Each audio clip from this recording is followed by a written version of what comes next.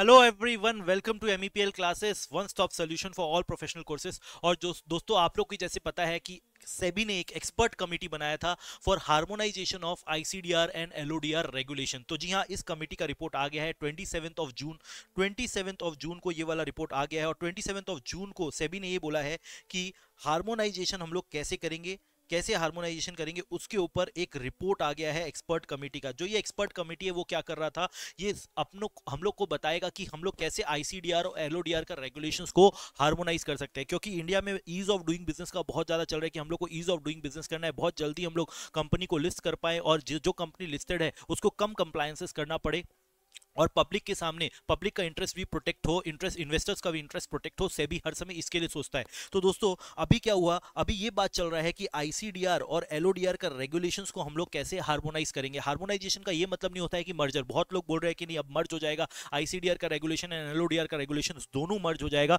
तो दोस्तों यहाँ पे कहीं पे भी आपका मर्जर का बात नहीं हो रहा है। यहाँ पे ये हो रहा है कि एलो आईसीडीआर में जो रेगुलेशंस में बात लिखा हुआ है, एलओडीआर में जो रेगुलेशंस में बात लिखा हुआ है, उसमें कॉन्ट्राडिक्ट नहीं हो। आईसीडीआर में जो डेफिनेशन दिया हुआ है जो चीज का, वो एलओडीआर में भी वही डेफिनेशन दिया हुआ, और ईज ऑफ डूइंग बिजनेस को हम लोग ज्यादा प्रमोट करेंगे, इसीलिए दोनों को हार्मोनाइज करेंगे। तो दोनों में कुछ अमेंडमेंट होगा, आईसीडीआर में भी अमेंडमेंट होगा, एलओडीआर में भी अमेंडमेंट होगा। तो अलग अलग जगह अमेंडमेंट होगा, तो उसी के ऊपर आज चर्चा करेंगे कि क्या अमेंडमेंट लाने वाला है। दोस्तों ये देखिए, अभी ये प्रिलिमिनरी स्टेज में, अभी कंसल्टेशन होगा, ई कंसल्टेशन होगा, अभी बहुत सारा रिकमेंडेशन मांगा जाएगा इंडस्ट्रियलिस्ट लोग से, पब्लिक लोग से कमेंट मांगा जाएगा, उसके बाद ही कुछ अमेंडमेंट होगा। क्योंकि आईसीडीआर और एलओडीआर का अमेंडमेंट करना, आईसीडीआर और एलओडीआर में तो रेगुलरली अमेंडमेंट कुछ ना कुछ आते रहता है। तो दोस्तों अमेंड करने का ये मतलब होता है कि ईज ऑफ डूइंग बिजनेस को हम लोग कैसे बढ़ाएंगे, इसी के लिए अमेंडमेंट यहां पे बात हो रहा है। और ये कमेटी अपना रिपोर्ट आज दे चुका है। ठीक है, कमेटी ने मेजर दो चेंजेस जो एज अ स्टूडेंट आप लोग को जानना चाहिए, दो मेजर चेंजेस आप लोग के लिए है। एक तो है नंबर वन, जो कि बहुत ही वेलकमिंग डिसीजन है, सीएस का पावर यहां पे बहुत ज्यादा बढ़ा दिया गया, पावर बहुत ज्यादा इंक्रीज कर दिया गया है। वो बहुत ही जबरदस्त चीज है, बहुत ही जबरदस्त चीज है। जैसे कि दोस्तों आप लोग को पता है आईसीडीआर में भी हम लोग को एक कंप्लायंस ऑफिसर का दरकार होता है, और एलओडीआर में भी कंप्लायंस ऑफिसर का बात किया गया है। ठीक है, तो दोनों ऑप्शन में कंप्लायंस ऑफिसर का बात किया गया है, जो कि कंप्लायंस ऑफिसर क्या करता है, कंप्लायंसेस को चेक करता है। और ये हम लोग को जहां तक कि पता है कि कंप्लायंस ऑफिसर हर समय एक सीएस होना चाहिए, लेकिन लॉ में कहीं पे भी नहीं लिखा हुआ है कि कंप्लायंस ऑफिसर एक सीए को होना चाहिए। अब वहां पे लिखा है compliance officer as a CS और एनी अदर पर्सन, ऐसे लिखा हुआ है। लेकिन अब यहां पे लिखा हुआ है कि कंप्लायंस ऑफिसर आपको सीएस को ही रखना पड़ेगा, कंपलसरी रखना पड़ेगा। अभी हम लोग आगे देखेंगे कि एक सीएस का वैल्यू कितना ज्यादा बढ़ा दिया गया। तो अब कोई भी कंपनी अपने आप को लिस्ट करना चाहता है, या फिर कोई लिस्टेड कंपनी अपने आप को कंप्लायंसेस करना चाहता है अंडर द एलओडीआर रेगुलेशन, तो उसको सीएस का बहुत ज्यादा जरूरत पड़ेगा। तो सीएस का डिमांड बहुत ज्यादा अप होने वाला है, बहुत ही ज्यादा अप होने वाला है, और बहुत ही ज्यादा बेनिफिशियल है। जितने भी सीएस है, अभी जितने भी सीएस एस्पायरेंट है, अभी आप देखोगे कितना ज्यादा ग्रोथ होगा अगर ये रिकमेंडेशन को हम लोग का इंप्लीमेंट कर दिया जाता है, और जो कि 100% श्योर है कि आने वाले साल में इसको इंप्लीमेंट कर ही दिया जाएगा। तो सीएस का एज अ सेक्रेटरियल प्रैक्टिस बहुत ही ज्यादा जबरदस्त वाला प्रमोट किया जाएगा उसको। अभी हम लोग आगे पढ़ेंगे कि क्या अमेंडमेंट किया हुआ है और क्या सीएस का क्या वैल्यू इंक्रीज होगा, वो हम लोग आगे जाके पढ़ेंगे। तो वीडियो को लास्ट तक देखिए रहिएगा, और लाइक करिएगा, कमेंट करिएगा, शेयर करना मत भूलिएगा। ठीक है, चलिए सेकेंड वाला देखिए, एलओडीआर रेगुलेशंस में बोला गया है कि जितना भी हम लोग का डिस्क्लोजर रिक्वायरमेंट होता था, डिस्क्लोजर रिक्वायरमेंट को अलग अलग लेवल्स था, अलग अलग लेवल्स में बांटा गया था। तो अब उसके लिए बोल दिया गया है कि अब अलग अलग लेवल्स में बांटने के बजाय हम लोग दो डिस्क्लोजर कराएंगे। एक आपका डिस्क्लोजर कराएंगे फाइनेंशियल स्टेटमेंट्स का, और एक डिस्क्लोजर कराएंगे अदर डिस्क्लोजर। एक डिस्क्लोजर होगा 45 डेज के अंदर में from the end of the financial year, और एक डिस्क्लोजर 30 डेज के अंदर। तो वो बहुत ही जबरदस्त चीज है, बहुत ईजी चीज है कि कंप्लायंसेस बहुत हद तक कम हो जाएगा। कंपनीज को अलग अलग डिस्क्लोजर का अलग अलग डेट्स नहीं देखना होगा, अलग अलग टाइमलाइन नहीं देखना होगा। पहले तो होता था कि हाफ ईयरली डिस्क्लोजर होता था, ईयरली डिस्क्लोजर होता था, मंथली डिस्क्लोजर होता था, अलग अलग तरीके का क्वार्टरली डिस्क्लोजर होता था। तो चार तरीके का अलग अलग डिस्क्लोजर चलता था। तो अभी बोल दिया गया कि नहीं भैया, हम लोग दो ही डिस्क्लोजर करेंगे, एक का टाइमिंग 30 डेज कर देंगे, एक का 45 डेज कर देंगे। वो भी हम लोग आगे जाके पढ़ेंगे। तो चलिए चलते हैं कि क्या रिकमेंडेशन किया गया है आईसीडीआर और एलओडीआर रेगुलेशंस में आपका अमेंडमेंट का, और क्या हार्मोनाइजेशन का टेक्निक लगाया गया, कैसे हार्मोनाइज किया जाएगा आईसीडीआर एंड एलओडीआर रेगुलेशंस को। तो चलिए वो आगे जाके पढ़ते हैं। ठीक है, तो देखिए ये जो कमेटी है, ये कमेटी को हेड किया जा रहा था। देखिए ये कमेटी है आपका अश्विनी भाटिया जी, इनको हेड कर रहे थे। Gratitude to Madhavi पुरीबूज, the expert committee expresses it's gratitude to miss Madhavi पुरीबूज, chairman Shri Ashwini Bhutia, whole time member Shri SV Muralidhar Rao, executive director. तो मतलब सेबी की, अभी देखिए सेबी की चेयरमैन तो माधवी पुरीबूज जी है ना, तो उनको उनको ग्रेटिट्यूडली थैंक किया जा रहा है कि ठीक है इतना बढ़िया डिसीजन लिया गया, और इतना बढ़िया डिसीजन लेके हार्मोनाइजेशन का बात किया गया, ईज ऑफ डूइंग बिजनेस को बढ़ाया गया, और ये कमेटी उसको थैंक कर रहा है, चेयरमैन को। ओके,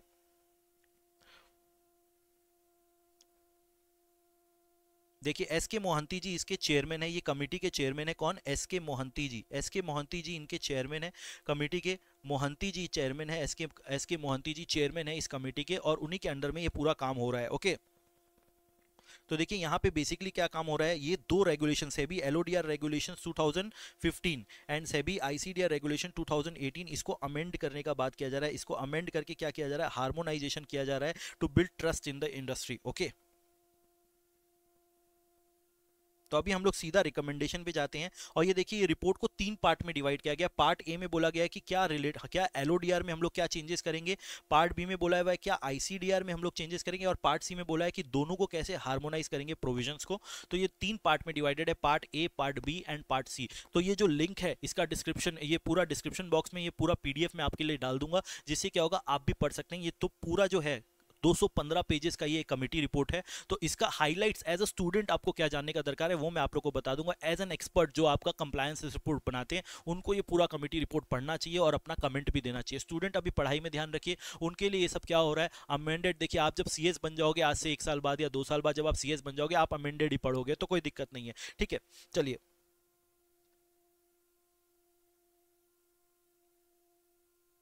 देखिए रिकमेंडेशन क्या है, एक सिंगल फाइलिंग सिस्टम बनाया जाएगा। देखिए सिंगल फाइलिंग सिस्टम, एक सिंगल फाइलिंग सिस्टम बनाया जाएगा।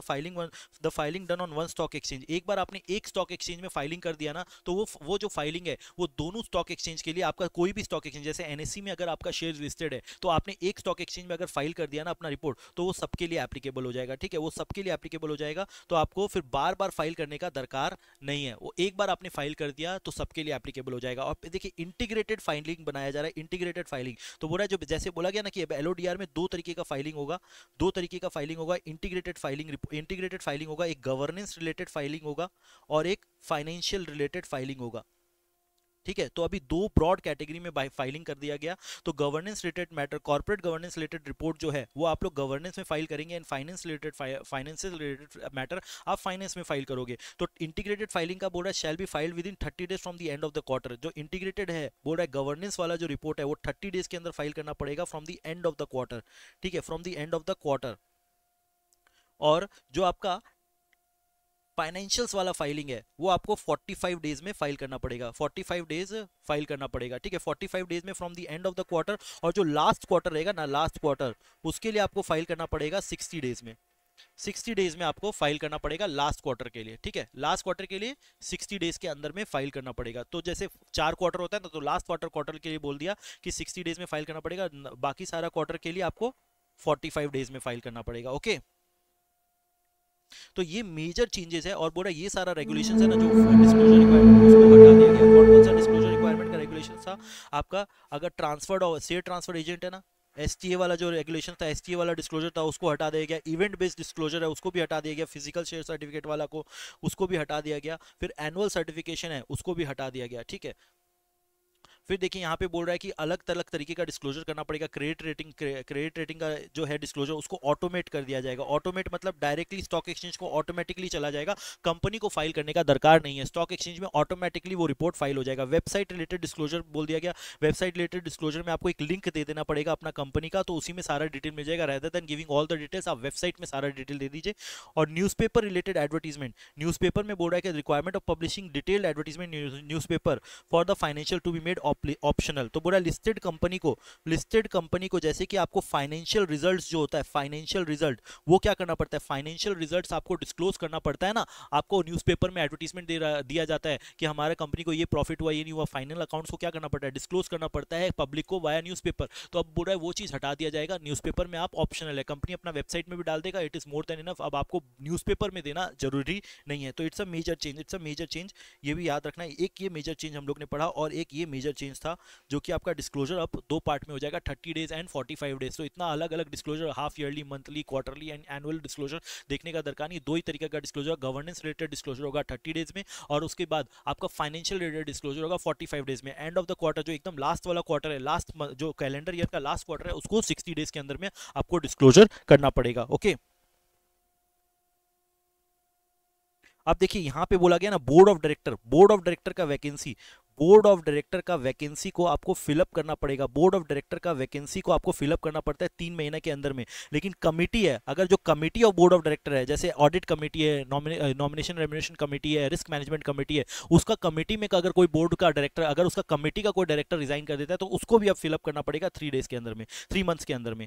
ठीक है, ऐसे नॉर्मल कैजुअल वैकेंसी तो आपको फिलअप करना पड़ता है ना 3 मंथ्स के अंदर में, लेकिन यहाँ पे बोल दिया गया ऐसे भी आपको वैकेंसी अगर कमेटी में, अगर कोई कमेटी का, अगर कोई बोर्ड, कमेटी की बोर्ड से अगर कोई रिजाइन कर देता है कोई डायरेक्टर, तो आपको उस वैकेंसी को भी फिलअप करना पड़ेगा और उसको कमेटी का मेंबर बनाना पड़ेगा। कितना दिन में? 3 महीने के अंदर में। ओके, तो ये आपका मेजर आपका चेंजेस था। ये सब आपका डिस्क्लोजर रिलेटेड चेंजेस है, डिस्क्लोजर प्रोमोटर रिलेटेड, तो ये एकदम डिटेल में हम लोग बाद में पढ़ेंगे अभी, क्योंकि मेरे को भी टाइम चाहिए ये रिपोर्ट को पूरा पढ़ के एनालाइज करने के लिए। जो मेजर चेंजेस है वो मैं आप लोग को हाईलाइट करवा देता हूँ। ठीक है, अब हम लोग सीधा चलते हैं कंपनी सेक्रेटरी से रिलेटेड, जो कि आज का एकदम हॉट एकदम मुद्दा है कि कंपनी सेक्रेटरी का पावर इन लोगों ने कैसे बढ़ाया है। तो ये देखिए, कंपनी सेक्रेटरी का पावर जबरदस्त तरीके से बढ़ा दिया गया है।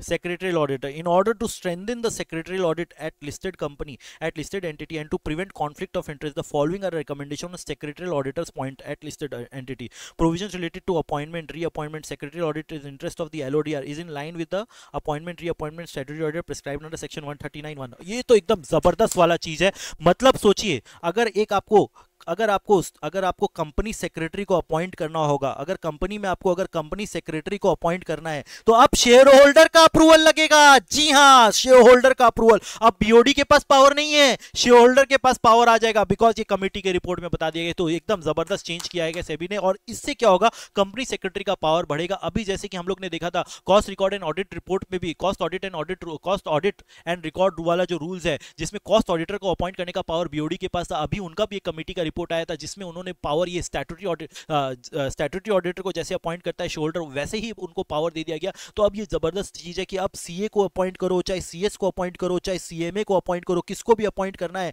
बीओडी तुम्हारे पास पावर नहीं है। अब हम इंडिपेंडेंटली डिसीजन देंगे, हमको अब तुम नहीं हटा सकते, हमको खाली हमारा मालिक हटा सकता है, शेयर होल्डर। तो ये जबरदस्त वाला चीज है। और एक और जबरदस्त चीज दिया है कि एक बार आप 5 इयर्स के लिए अपॉइंट कर देते हैं, ठीक है, may be appointed for a maximum of 2 terms only. तो बोल रहा है कि एक बार आपने 5 इयर्स के लिए अपॉइंट कर लिया कोई फर्म को एज अ सीएस, तो आप उसको दोबारा अपॉइंट नहीं कर सकते, मैक्सिमम 2 टाइम्स अपॉइंट कर सकते हैं। उसके बाद आपको तो नया आपको अपॉइंट करना ही पड़ेगा। अब बोलिए, the provisions relating to eligibility shall be a peer review company secretary and disqualification where the conflict of interest may be arise in the LODR। तो बोल रहा है कि प्रोविजंस जो है ना, कंपनी सेक्रेटरी का काम अब एक पीयर रिव्यू कंपनी सेक्रेटरी को भी अपॉइंट करना पड़ेगा। पीयर रिव्यू कंपनी सेक्रेटरी, वो अब पीयर रिव्यू करेगा, कंपनी सेक्रेटरी का जितना भी काम है उसको रिव्यू करेगा। तो कूलिंग ऑफ पीरियड बोला है 5 इयर्स, जो बोल रहा है कूलिंग ऑफ पीरियड रहेगा और 5 years for reappointment of an individual as a company as a secretary auditor after 1 term.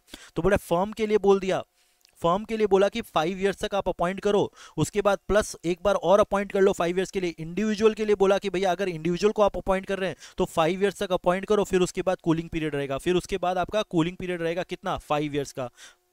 तो मतलब एक बार आप कंपनी सेक्रेटरी बन गए कोई कंपनी के लिए, आप जीवन भर उसके कंपनी सेक्रेटरी नहीं बन सकते भैया, आपको रिटायर करना ही पड़ेगा। अगर कोई फर्म को आप अपॉइंट कर रहे हो तो भैया 2 बार अपॉइंट कर लो, उसके बाद भैया आप नेक्स्ट को अपॉइंट करिए। अगर मान लीजिए कोई इंडिविजुअल को अपॉइंट कर रहे हैं तो एक बार अपॉइंट कर लीजिए, फिर उसके बाद 5 इयर्स का कूलिंग पीरियड है, वो 5 इयर्स का कूलिंग पीरियड खत्म हो जाएगा, फिर उसके बाद 5 इयर्स का कूलिंग पीरियड खत्म हो जाएगा, फिर उसके बाद आप किसी नया को अपॉइंट करिए। तो इससे तो यार बहुत जबरदस्त वाला चीज हो गया ना। एक तो बात है काम बहुत ज्यादा सीएस लोग को मिलेगा, और उसके साथ साथ पावर भी सीएस का बढ़ा दिया कि भैया अपॉइंटमेंट अब शेयर होल्डर के पास है। अभी शेयर होल्डर के पास पावर है, अभी उसके पास पावर नहीं है बोर्ड ऑफ डायरेक्टर के पास। अब हम अपना इंडिपेंडेंट डिसीजन दे सकते हैं, अब अपना हम इंडिपेंडेंट रिपोर्ट कर सकते हैं। कंपनी सेक्रेटरी अब इंडिपेंडेंटली काम कर सकता है कंपनी में। ओके, तो ये बहुत जबरदस्त चीज है। सिमिलरली आईसीडीआर में भी बहुत जबरदस्त चेंज है। ये तो एलओडीआर में चेंज है ना, ये तो एलओडीआर में चेंज है ना, सेक्रेटरियल ऑडिटर का पावर बढ़ा दिया गया। वैसे ही आपका आईसीडीआर में भी चेंजेस है, उसको भी पढ़ते हैं। कंपनी सेक्रेटरी का पावर बहुत जबरदस्त तरीके का पावर बढ़ाया गया है।